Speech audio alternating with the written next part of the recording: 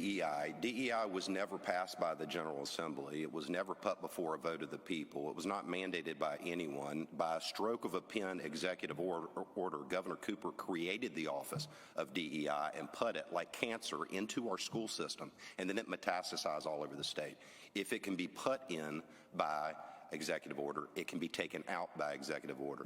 My first act as Lieutenant Governor will be to lobby our new incoming governor and say on the first day, by stroke of a pen, remove the office of DEI from every school in our state.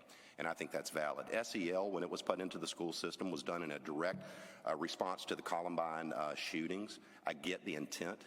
The intent was to protect our children from mental illness and mass shooting situations. Listen, it's been hijacked. That whole funding source has been hijacked by the liberal left, and now they're using that to promote all kinds of things from a sexual standpoint that are inappropriate for our children, including the LGBT agenda. And so, you know, the power of the purse still rules.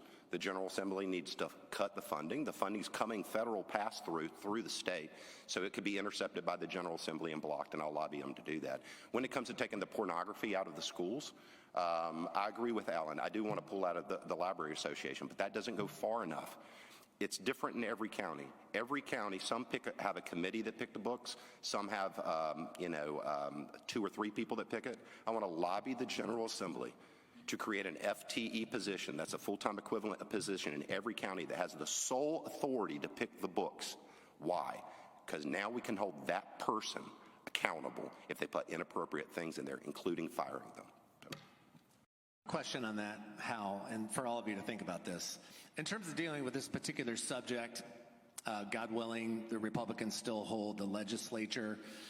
But do you feel, and how would you do it, do you need to communicate about this to people that are outside of our party, people that don't have a conservative perspective, people that are registered and voting Democrats, or do we just use the power of elections that we've won to deal with this stuff? Do you think we have to speak across the aisle on this particular subject, or just do what we feel is right by using the legislature?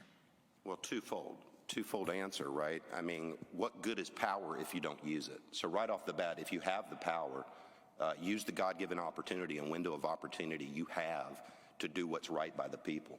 But I am never opposed to communicating. I'm never opposed to speaking to the other side, because I promise you the other side, which demographically looks a lot different than ours, I promise you they're still moms and dads. They're still moms and dads. They want to raise their children. They want to keep a state of innocence for their children for as long as they can in this world.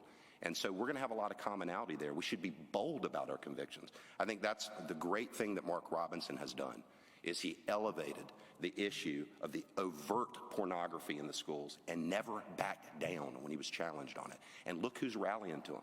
Look at the booming of the charter schools. Why do you think that is? Why are people fleeing the traditional school system? I helped found a charter school in Wake Forest, and we now have 1,900 students. We started 2 years ago. 2 years ago, we have 1,900 students and a backlog of 1,500. Why? Because the traditional schools are failing. They're failing us, and one of the main reasons is the trash they're teaching. And so, yes, use the power you have, but also communicate with the other side clearly, and I think you'll find a lot of agreement.